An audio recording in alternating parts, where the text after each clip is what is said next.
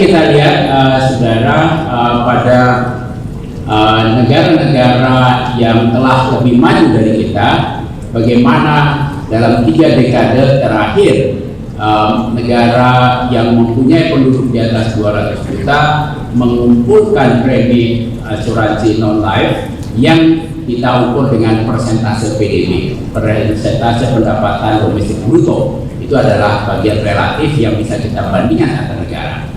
Kita lihat negara yang paling bagus dari negara-negara G20 ini adalah Amerika Serikat yang mampu mengumpulkan premi asuransi non-life sekitar 3–3,5% PDB setiap tahun.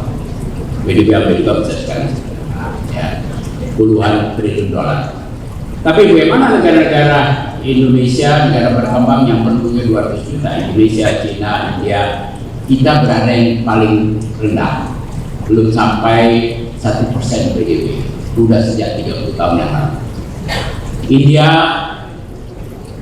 sudah mencapai lebih tinggi dari kita, Cina sudah lebih tinggi dari kita.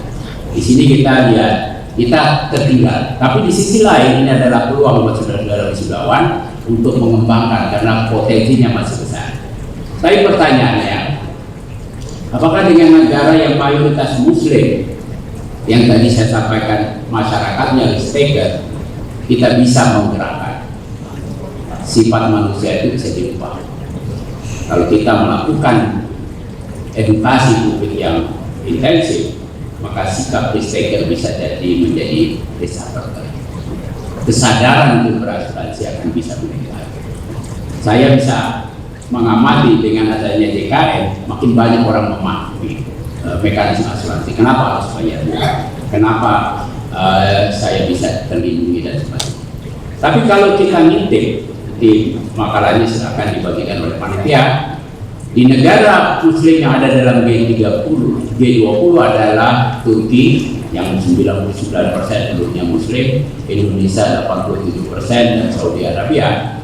Maka kita bisa lihat negara Turki yang mempunyai kemampuan mengumpulkan premi jauh lebih tinggi dari Indonesia, yang mencapai hampir 1% PDB, sementara Indonesia masih kecil.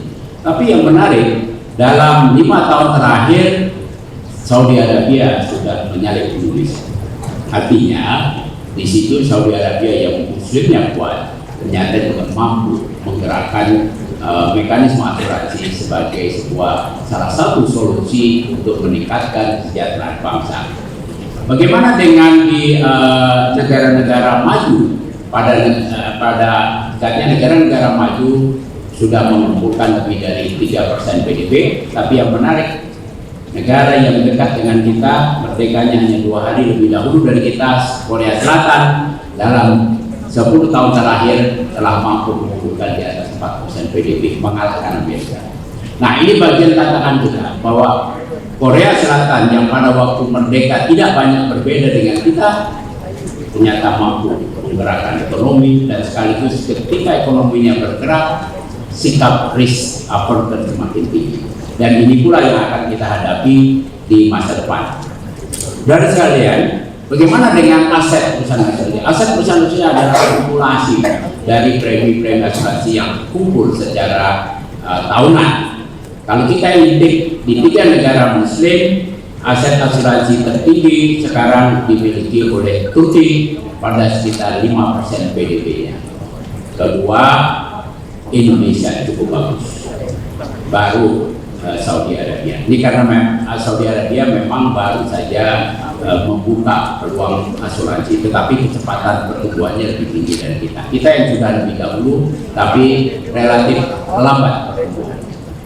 Bagaimana dengan premi asuransi di negara berkembang G20?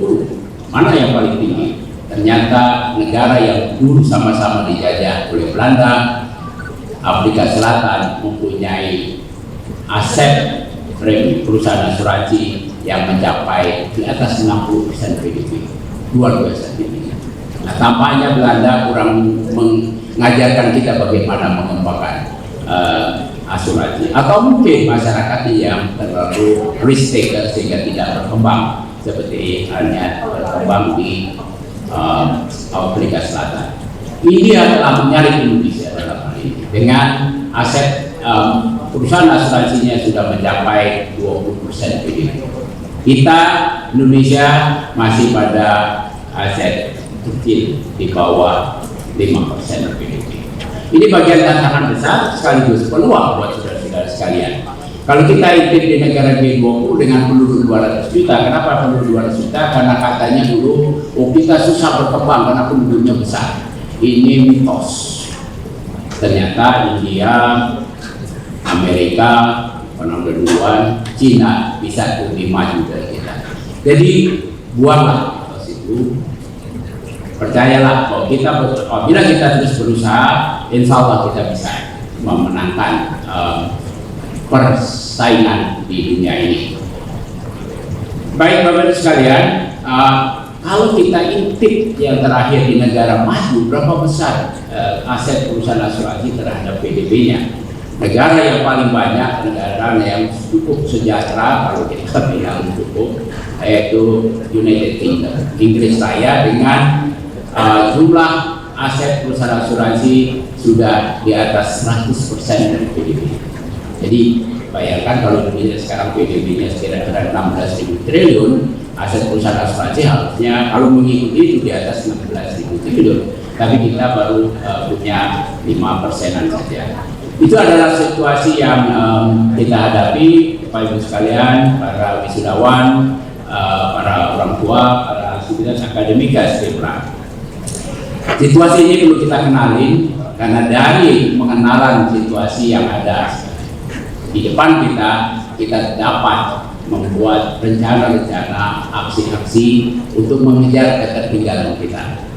Jangan lupa bahwa asuransi bukan sekedar transfer risiko, melakukan perlindungan dari risiko finansial, tetapi juga pengembangan asuransi merupakan pengembangan aset-aset untuk pembangunan, di mana kalau premi asuransi jiwa berakumulasi sebelum seseorang meninggal dunia, dana dapat diinvestasikan untuk program-program jangka panjang, bukan hanya investasi program jangka pendek.